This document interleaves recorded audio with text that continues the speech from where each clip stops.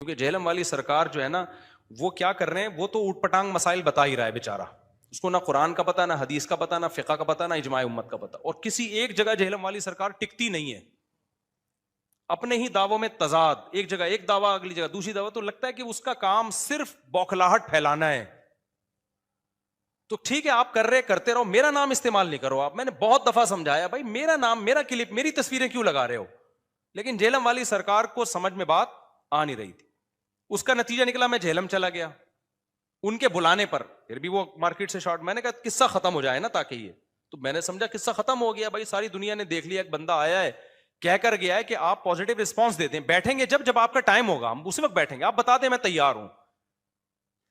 تو اس پہ بھی نہیں رسپانس دیا. پھر جہلم والی سرکار نے کہا کہ بھائی آپ جو ہے وہ آن لائن آ جاؤ, میں فوراً تیار ہو گیا. میں نے کہا ٹھیک ہے شرائط طے کر لیتے ہیں. تو جہلم والی سرکار نے کہا ہم منگول ہیں, ہم شرطیں نہیں لگاتے, دھاڑ تھلے, 3 باتیں کہیں. وہ پھر ان کا جو ریئیکشن آیا تھا نا وہ بھی یوٹیوب پہ پڑا ہوا ہے, دھاڑ تھلے, ہم منگول ہیں, شرطیں کیوں لگاتے ہو. بغیر شرطوں کے جب ڈیبیٹ ہوتی ہے تو مرغوں کی لڑائی ہوتی ہے.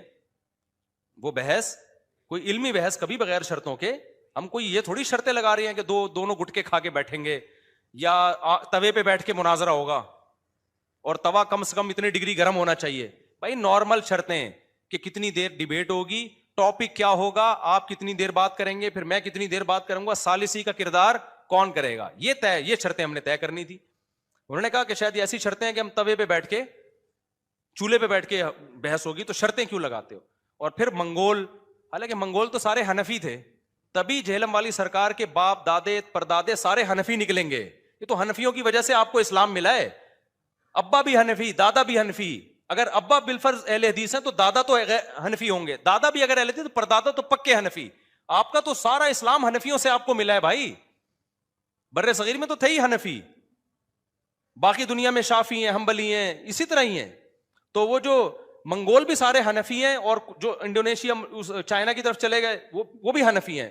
کہیں کہیں جا کے شافعی ملیں گے آپ کو, میجورٹی ان میں بھی. منگول جب مسلمان سارے حنفی ہوئے تھے وہ. تو اچھا دھاڑ تھلے کا مطلب مجھے پہلی دفعہ میں نے سنا تھا, دھاڑ تھلے, ابھی تک مجھے اس کا مطلب نہیں پتا دھاڑ تھلے کا مطلب کیا ہے. لیکن چونکہ وہ ریئیکشن ہوا نا غصے میں, تو میں اب یہ سمجھ رہا ہوں کہ جب بھی کہیں غصہ آئے تو دھاڑ تھلے. اب اس دن کے بعد سے مجھے بھی جب بھی غصہ آتا ہے نا اپنے ساتھ میں دھاڑ تھلے. مجھے نہیں پتا اس کی کیا مطلب کیا ہے, لیکن اس کا مطلب ہے جب بہت غصہ آ رہا ہے نا دھاڑ تھلے.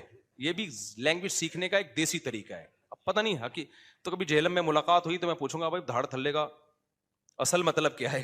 میں تو اردو جانتا ہوں, پنجابی تو نہیں آتی نا مجھے. تو اب جہلم والی سرکار کا کام یہ تھا کہ میں جہلم سے آ گیا, بھائی جو ذلت ہونی تھی آپ کی ہو گئی, ختم کرو, چپ کرو, اس ٹاپک کو ختم کرو, آپ نے جو کرنا ہے کرو.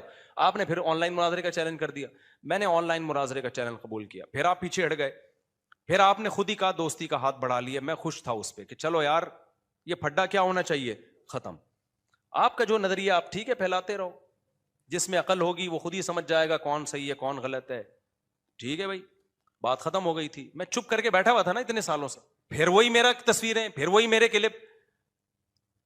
اب میں نے اگر آپ کا نام لیا تھا نا کسی میں, تو وہ آپ نے پہلے لیا, اس کے بدلے میں نے نام لیا ہے آپ کا. وہ کہہ سکتا ہے کہ مفتی صاحب نے پہل کی ہے, وہ آپ نے پہل کی, اس کے بعد میں نے جواب دیا ہے, پھر آپ نے پہل کی. تصویر خود اپنے چینل پہ نہیں تو اپنے شاگردوں کو لگایا ہوا ہے. تو اس لیے پھر میں نے کہا بھائی یہ 2 تو ہو گئے, ایک جہلم جا کے آ گیا, ایک آن لائن ہو گیا, اب ایک تیسرا رہ گیا کہ اسی طرح سے ریئیکٹ کرواؤ جہلم والی سرکار کا. پہلے میں ریئیکٹ جو کرواتا تھا نا, سرکار کے کلپ نہیں لگاتا تھا میں, اس سے کیا ہوتا تھا سرکار میری بات کو غلط رخ پہ لے جاتے تھے. اب میں نے کیا کیا, پہلے سرکار کا کلپ چلے گا, پھر میں بتاؤں گا یہ جو حدیث کا ترجمہ کر رہے ہیں یہ ترجمہ یہ بنتا نہیں ہے. یہ سرکار نے جو حدیث پیش کی ہے پوری حدیث یہ نہیں, پوری حدیث یوں ہے. سرکار جو کہہ رہے ہیں میں فلاں کو مانتا ہوں, تو سرکار فلاں کو نہیں مانتے. فلاں کا یہ ارشاد ہے جس کو سرکار نے توڑ موڑ کے پیش کیا ہے, تو سرکار کو چاہیے چپ ہو جائیں. اچھا سرکار کے میں جیسا اللہ نے کانفیڈنس دیا ہے نا غلط باتوں پہ, ایسا ہی ان کے مریدوں میں بھی کانفیڈنس ہے. ان کے مرید سمجھتے ہیں کہ جہلم والی سرکار جیسا اس کائنات میں کوئی قرآن و سنت کو جاننے والا پیدا ہوا ہی نہیں. یہ بہت زیادہ خوش فہمیوں میں ہے. اور میرے بارے میں پتہ ہے نیچے کیا کمنٹس کیے ہوئے ہوتے ہیں ان کی سرکار کے مریدوں نے؟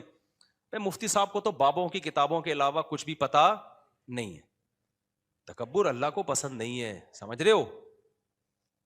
تکبر اللہ کی چادر ہے, جو اس میں اللہ سے الجھے گا نا اللہ اس کو رسوا کرے گا. تو جہلم والی سرکار کو چاہیے کہ خود بھی اور اپنے مریدوں کو بھی بولیں کہ اتنا آگے نکلنے کی کوشش نہ. ہم نہیں کہہ رہے کہ ہم بہت بڑے عالم ہیں یا ہمیں سب پتہ ہے, لیکن ہم اتنے خالی نہیں ہیں جتنا جہلم والی سرکار اور ان کے مریدین ہمیں سمجھتے ہیں. اتنا خالی نہیں ہے. یہ جو میرے جمعے اور اتوار کے ٹاپکس ہیں نا, یہ واعظ و نصیحت کے ٹاپکس ہیں. یہ جو اختلافی مسائل اور جو قرآن و حدیث سے فقہاء نے مسائل استنباط کیے, یہ ٹاپک ہی نہیں ہے. تو میرے جو یہ والے ٹاپک ہیں مدرسوں میں ہوتے ہیں, طلبہ کے سامنے ہوتے ہیں, اور ان ٹاپکس کو ہم اگر یوٹیوب پہ لاتے بھی ہیں تو صرف جواب دے دیتے ہیں, ہم زیادہ ڈیٹیل میں نہیں جاتے. اگر ہم ڈیٹیل میں جانا شروع ہوں تو آپ کو, میں نہیں کہہ رہا کہ ہم کو بہت بڑے علامہ نکلیں گے, آپ کو پتہ چل جائے گا ہم اتنے خالی نہیں ہیں جتنا آپ ہمیں بولو سمجھتے. اور ابھی میرا ایک کلپ آنے والا ہے ان قریب عدالتی خلا پہ, کیونکہ عدالتی خلا ان کا لیٹسٹ کلپ آیا, اس میں کہا کہ یہ کراچی کے مفتی بول رہے ہیں کہ جج صرف اپنی بیوی کو طلاق دے سکتا ہے, دوسروں کی بیوی کو نہیں دے سکتا. وہ بھائی پھر آگے کہنا نا, اسٹائل ہے, کہہ رہے نا, عورت کو بھی اسی طرح طلاق کا حق ہے, خلا کا حق ہے جیسے مرد کو ہے. اتنی, میں نے کہا شاید ایک دفعہ غلطی سے ہو گیا ہوگا سرکار سے, غلطی سے انسان کے منہ سے کچھ جملہ نکل آتا ہے, بعد میں کہتا ہے میں نے کچھ زیادہ مبالغہ کر دیا. تو دوسرے کلپ میں دیکھا وہاں بھی نا, عورت کو بھی اسی طرح طلاق کا حق ہے جیسے مرد کو, پھر نا, پھر کہتے ہیں اپنے بابوں کا دفاع کر رہے ہیں. تو خلا کا مطلب کیا ہوا اگر عورت کو حق نہیں ہے؟ تو میں نے کہا یار, کیونکہ یہ اتنا خطرناک مسئلہ ہے کہ اس کی وجہ سے فیملی سسٹم ٹوٹ رہا ہے. میرے پاس خواتین, مجھے بتایا مردوں نے کہ ہماری بیوی نے انجینئر صاحب کا کلپ سنا ہے, 5 بچوں کے بعد جا کے عدالت سے خلا لے رہی ہے وہ, اور کہہ رہی میرے پاس بھی حق ہے کیونکہ اس کو وسیم پسند آ گیا ہے. اب جہلم والی سرکار یہ کہتی ہے کہ حرام ہے ایسے خلا لینا, لیکن ہو جائے گا. بھائی جب اس کو بندہ پسند آ گیا نا تو پھر حلال حرام نہیں دیکھا جاتا. عشق جب بھوت سوار ہوتا ہے نا تو پھر اچھے پھسل جاتے ہیں. تو یہ تکلف کی کیا ضرورت ہے کہ گناہ ملے گا لیکن ہو جائے گا؟ بھائی ہوگا ہی نہیں, کیونکہ جس کی بیوی ہے وہ چھوڑے گا تو ہوگا, جج کی بیوی تھوڑی ہے. عجیب سی بات ہے یار, یہ ہم ججوں کے غلام اور لونڈیاں ہیں کہ جج ہماری بیوی کو بھی جب چاہے طلاق دے دے, ایسا تھوڑی ہے. تو اس پہ میں نے دلائل دی ہیں, ابھی انشاءاللہ وہ میرا کلپ آ جائے گا پورے ریفرنسز کے ساتھ. وہ پہلا کلپ ہوگا جو اس طرح سے میں نے انجینئر کے کلپ, میں نے اس کو چھوڑا ہوا تھا کہ یار چھوڑو, جانے دو یار, کیا خام بلا وجہ ایک نیا ٹاپک یوٹیوب پہ شروع ہو جائے گا. اور عوام کے ذمہ وہ علماء سے مسئلے پوچھے. اگر وہ جہلم والی سرکار سے پوچھ رہی ہے تو اللہ خود ان سے پوچھ لے گا قیامت کے دن کہ بھائی ڈاکٹر سے میڈیکل سائنس کی باتیں پوچھی جاتی ہیں. دیکھو حضرت حکیم صاحب رحمہ اللہ بڑی پیاری بات کرتے تھے کہ ٹماٹر کس کے پاس سے ملتا ہے؟ ٹماٹر والوں کے پاس سے. ایسا ہی ہے نا, گوشت کس کے پاس سے ملے گا؟ گوشت والوں کے پاس سے. پراپرٹی کہاں سے ملے گی؟ اسٹیٹ ایجنٹوں کے پاس سے. ایسا ہی ہے نا. کبھی ایسا ہوا کہ ٹماٹر والے کے پاس آپ گئے, مجھے بکرے کا 3 کلو گوشت دیتے تو فرماتے تھے علم اللہ کہاں ملے گا؟ اللہ والوں کے پاس. کچھ بزرگ ہوتے ہیں جن کے دل میں دنیا کی محبت نہیں, اللہ کی محبت ہوتی ہے, ان کے پاس بیٹھ کے کیا پیدا ہوگا؟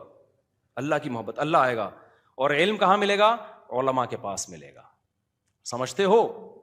جنہوں نے, اور ان میں ہر ایک پراپر وے میں چل کے نالج حاصل کی ہو تو ہوگا. ڈاکٹر کس کو کہتے ہیں؟ میڈیکل سائنس کا ماہر, چند کتاب میں پڑھ کے نہیں ہوتا, پراپر وے میں علم حاصل کیا ہو.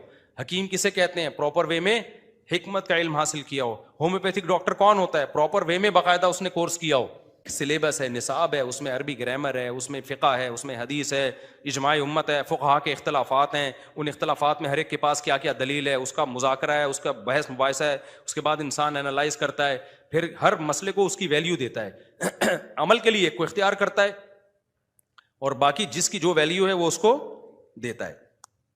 تو یہ پورا ایسے تھوڑی اٹھ کے یار کوئی بھی اٹھ جائے اور جناب وہ جا کے فتویٰ دینا شروع کر دے. تو میں سوچتا تھا ہمیں کیا بولنے کی ضرورت ہے بھائی, ہمارے اور بھی کام اتنے, تو ان کے پاس تو ٹائم بہت ہے نا. ایک ہفتہ یہی ایک ہی ٹاپک پہ تیاری ہوتی رہتی. میرا تو صبح جامعۃ الرحیم میں پڑھاتا ہوں میں, پھر اس کے علاوہ میرے بیانات جو اصلاحی بیان ہیں, لوگوں کو زنا سے روکنا, گھروں میں جو مسائل کھڑے ہو رہے ہیں, ہر طرح کے مسائل نا, 20 قسم کے لوگ صبح شام مسائل پوچھ رہے ہوتے ہیں. تو میرے پاس ٹائم کہاں تھا. لیکن بہت زیادہ ہو گیا. میں نے کہا یار اب یہ خلا میں بھی یہ مسئلہ کر دیا, اتنا بڑا مسئلہ, زنا کے دروازے آپ لوگوں کے لیے کھول رہے ہو, اور ایسا اجتماعی مسئلہ جس میں کسی کا اختلاف ہی نہیں ہے, اس میں آپ لوگوں کو اتنا مس گائیڈ کر رہے ہو, اور عملی طور پر اس کی خرابیاں بھی سامنے آنا شروع ہو گئی ہیں. لوگ اس کو فالو کر رہے ہیں, لوگ کہہ رہے ہیں بھائی یہ دکھ حوالے تو دے رہے ہیں نا. میں کہہ رہا ہوں یہ مفتی تھوڑی ہے, مفتی صاحب چھوڑو اس کو, کون مفتی کون عالم, ریفرنسز تو دے رہا ہے نا, یہ لوگوں کی دلیل ہوتی ہے. میں کہتا ہوں وہ ریفرنسز عربی میں ہے, اس کا اردو ترجمہ صحیح ہے یا غلط ہے یہ آپ کو پتا ہے؟ کہہ رہے ہیں بھائی ترجمہ تو لکھا ہوا ہے نا, پھر وہ نیٹ سے ہٹوا دو ترجمہ. ہم وزیر اعظم نہیں بنا سکے ایک مہینے تک, جو ہمارے لیے ترجمے سے زیادہ ضروری ہے, تو ہم وہاں سے کہاں سے ہٹوا دیں؟ آج ایک ڈاکٹر صاحب نے کہا کہ یوٹیوب پہ نا ایک 2 نمبر ڈاکٹر ہے, 2 نمبر, کتنا لوگوں کو مس گائیڈ کر رہا ہے وہ. انہوں نے کہا وہ ڈاکٹر ہے ہی نہیں, کتنا غلط گائیڈ کر رہا ہے. میں نہیں بتاؤں گا کیا, کیونکہ جو جن لوگوں کا کام ہے وہ کر نہیں رہے, تو ہم تھوڑی کر سکتے ہیں کام. تو میں نے کہا بھائی آپ کیس کریں. کہہ رہے کون کیس کرے, گورنمنٹ خود انوالو ہے اس میں, بھتا جا رہا ہے ان کے پاس, پیسہ جا رہا ہے ان کے پاس, تو خود وہ جو ہے نا گورنمنٹ سپورٹ کر رہی ہوتی ہے, جو گورنمنٹ میں 2 نمبر لوگ ہوتے ہیں وہ خود سپورٹ کر رہے ہوتے ہیں. تو ہم کیا کر سکتے ہیں بھائی, ہمارے ہاتھ بندھے ہوئے ہیں. تو سعودی عرب میں ہوتا نا تو فوراً کیس ہو جاتا, بھائی آپ پراپر وے میں علم حاصل نہیں کیا, آپ کو کیسے, کس نے فتویٰ دینے کی اجازت دی ہے, تو آپ بیٹھ جاؤ آرام سے. تو سعودی عرب میں یا کسی غیر ملک مسلم کنٹری میں جب مسقط گیا نا, تو میرے مسقط والوں نے بیان رکھوائے وہاں پہ.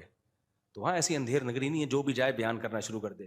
تو وہاں کی گورنمنٹ کو انہوں نے کہا کہ یہ بیان کریں. گورنمنٹ نے کہا اس کی کیا دلیل ہے کہ یہ عالم ہے, تو پراپر وے میں علم حاصل کیا ہے؟ انہوں نے کہا ہاں. انہوں نے کہا سرٹیفکیٹ لے کر آؤ. تو ہمارے جامعۃ الرشید سے جہاں جہاں اداروں سے میں نے پڑھا سارے سندیں اٹھا کے ہم نے بھیجی ہیں, انہوں نے اس کی تصدیق کی, اس کے بعد مجھے پرمیشن ملی ہے وہاں بیان کرنے کی. پھر بھی میں نہیں کہہ رہا کہ جو بھی سرٹیفائڈ عالم ہوتے ہیں وہ سارے صحیح بھی ہوتے ہیں, غلط بھی ہوتے ہیں, 2 نمبر بھی ہوتے ہیں, لیکن 2 نمبروں کی وجہ سے یہ تو نہیں کہ اب دین کا علم آپ علماء کے علاوہ عام لوگوں سے حاصل کر لو. 2 نمبر ڈاکٹروں کی وجہ سے آپ یہ کہو کہ اب ہم علاج میکینک سے کروائیں گے.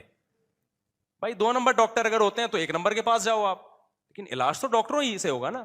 تو یہ بات لوگوں کو اصول سمجھ میں نہیں آ رہا. تو کہہ رہے نہیں حوالے کا کیا ہوگا, وہ جو حوالے دے رہا ہے. میں کہہ رہا تھا بھائی جہلم گیا تھا تو میرے سامنے دے دیتا نا حوالے. کہہ رہے نہیں کوئی حکمت ہوگی نہیں آئے. تو میں نے کہا بلایا, کہہ رہے غلطی ہو گئی بلایا آپ کو نہیں آیا, حوالے تو ہے نا. میں نے ساتھیوں سے مشورہ کیا, میں نے کہا انجینئر صاحب چپ بھی نہیں ہو رہے ہیں, ہمارا نام بھی ہر جگہ استعمال کر رہے ہیں, اور ان کے فینس جو ہیں ہماری تصویریں لگا بھی رہے ہیں, اور پھر میرے پاس ٹائم نہیں ہے, لیکن امیج میسج بہت برا جا رہا ہے. میری بدنامی نہیں ہے, بدنامی علماء کی ہو رہی ہے. اور جو عوام اس میں, ان صاحب نے کہا نا میری بیوی خلا لے رہی ہے, تو اس کا یہ جذبات ہے گویا مجھے برا کہہ رہا ہو کہ اللہ آپ سے پوچھے گا قیامت کے دن, آپ لوگ کیوں ریکارڈ نہیں کرواتے, کیوں اس کا جواب نہیں دیتے. پھر میں نے کہا یار خلا پہ تو کرو. تو میں نے ابھی خلا پہ ریکارڈ کروا دیا ہے, ریکارڈنگ ہو چکی ہے, 1-2 دن میں انشاءاللہ اپلوڈ ہو جائے گا. آپ لوگ اس میں دلائل سے پہلی دفعہ میں نے اس طرح سے ریئیکشن کروایا. اس میں انشاءاللہ آپ کو اندازہ ہو جائے گا کہ کون بابوں کا علم جانتا ہے اور کون قرآن و سنت کا علم جانتا ہے. سمجھتے ہو کہ نہیں سمجھتے؟ میرا دل نہیں چاہ رہا تھا انجینئر صاحب سے میں الجھوں تو, لیکن انجینئر صاحب نہیں چھپو کے دے رہے ہیں, وہ اپنی حدود سے تجاوز.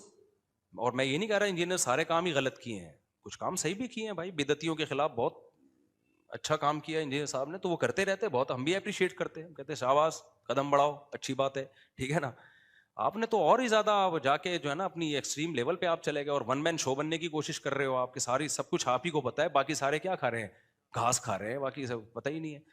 تو ایسا نہیں ہوتا. قیصر راجہ صاحب نے کیا انجینئر کے خلاف, تو وہ بھی ہمارے کھاتے میں ڈال دی, ان کو مولوی پٹیاں پڑھا رہے ہیں. تو مولویوں سے آپ کو اتنی نفرت ہے یار, جو آدمی مولوی نہیں ہے